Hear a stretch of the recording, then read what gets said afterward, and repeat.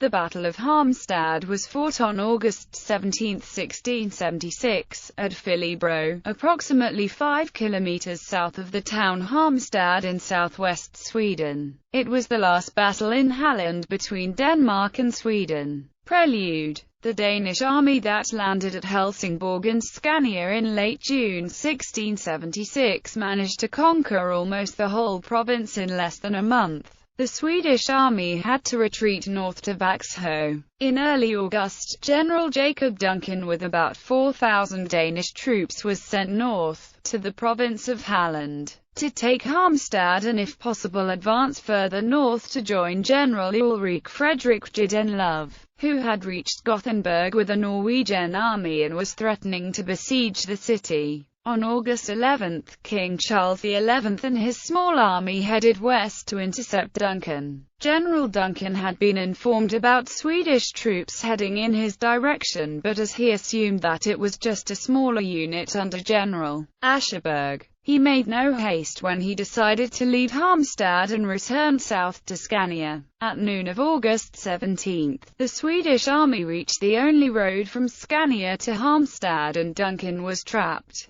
The Swedes destroyed the bridge leading south and headed north. Battle. After just a few kilometers, the Swedish vanguard under command of Ascherberg encountered a small Danish unit that was routed back north. After a short chase, Ascherberg found himself face to face with Duncan and his forces. The Danish army was about to cross the bridge over the creek Filian. Duncan, who thought that the approaching enemy troops were the entire Swedish force, continued to let his men cross the bridge. Unaware of the danger, he let his troops assume battle formations on the south bank with their backs against the creek. Meanwhile, the Swedes brought forward the rest of their cavalry and infantry, which had been lagging behind. The battle started with a salvo from the few Swedish cannons, whereupon Charles XI and his household cavalry charged down the hills to attack the Danish left wing. Soon the Swedes also charged on the left wing and in the center. After 15 minutes, the Danish left wing was scattered. In the center, the Danish infantry put up a determined fight,